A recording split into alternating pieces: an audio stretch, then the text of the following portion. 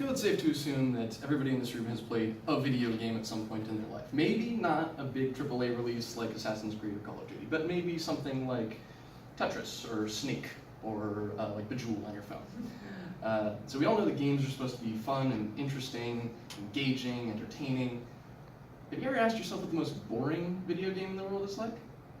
I'm here to tell you that video game is called Desert Bus.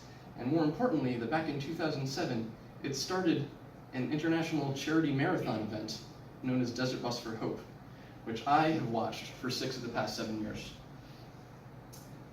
So I've got a bit of a bus tour of my own planned here for us today, so welcome aboard.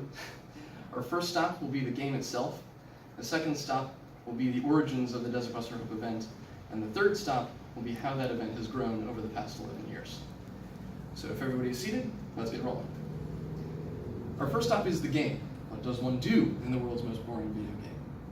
As it turns out, not much. It's pretty much just this.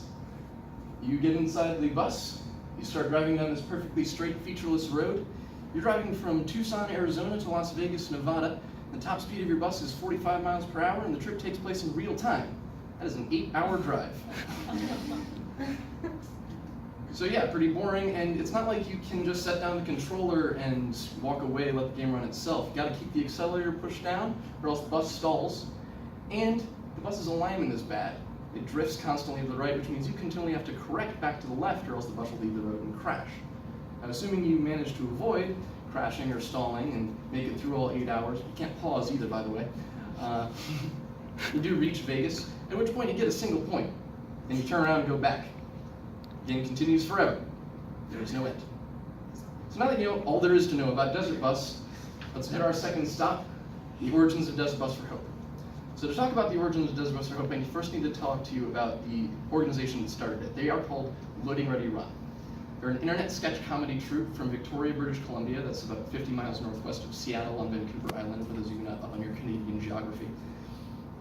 And they've been producing internet video content since 2003, before YouTube existed.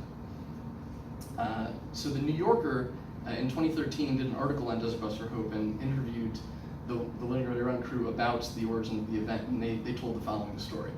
Paul Saunders, one of the co-creators of Loading Ready Run, found a torrent of Desert Bus online back in early 2006 and downloaded it on a whim, thinking maybe they could do something funny with it in one of their weekly uploads. At the same time, another member of the crew, James Turner, was having some kind of idea about doing a charity drive with video games for Child's Play, which is a charity started by the guys behind the video gaming webcomic Penny Arcade that buys toys and games for kids in hospitals. So Paul was thinking Desert Bus, James was thinking charity drive, they combined them, and we got Desert Bus for Hope in 2007. They came up with the following funding model to make this whole thing work. The first hour was funded by the first dollar donated. The second $1.07 donated would fund the second hour, and on up from there at 7% compound interest. The first few days are pretty cheap, but by the time you're in a day 4, 5, 6 hours cost to thousands or tens of thousands of dollars each. They didn't think they were going to get very far with this. The original goal was only $1,000, but Graham Stark, another member of the crew, again told the New Yorker that he had pushed for them to raise the bar up to $5,000 to, in his words, give our viewers something crazy to reach for. Didn't turn out to be that crazy though, because they raised $22,805 that first year, according to the Desert Bus website. So now that you've heard a bit about more how this madness started, let's get to talking about Desert Bus for Hope today. So, I would like to touch on something here. Some of you may be wondering why anybody would want to watch a bunch of people play the world's most boring video game for days on end. The game itself isn't the real draw.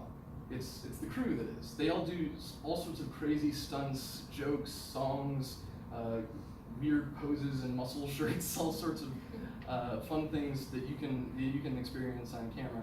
And you can be part of it. You know, you can be interacting with them. A lot of this is in response to viewer challenges or requests. Graham Stark, in an interview with NPR, described it as being the viewer's monkeys. They have also attracted celebrity call-ins and corporate sponsors over the years. Corporate sponsors will donate prizes to be auctioned or raffled off. There's also a Desert Bus craft-along team that crafts handmade items, again, to be auctioned or raffled off. And since 2011, there's been a t-shirt every year. I'm wearing the 2017 one today, with the proceeds from the sale of which, of course, go to Desert Bus. The crew has also gotten a lot bigger. 2007 was a pretty slapdash affair.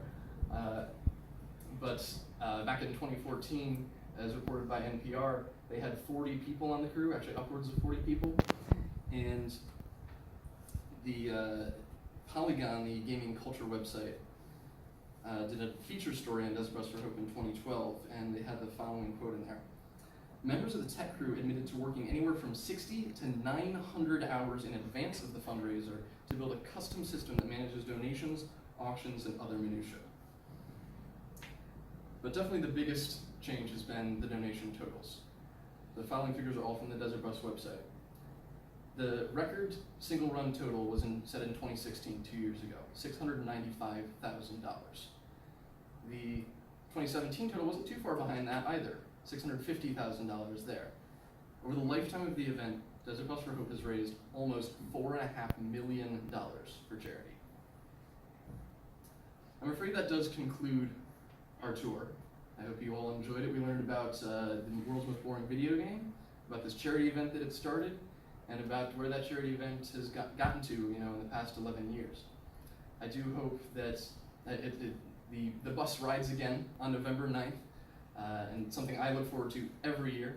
I do hope that all of you will maybe consider tuning in and perhaps making a couple donations, because as they say at Desert Bus, it's for the children.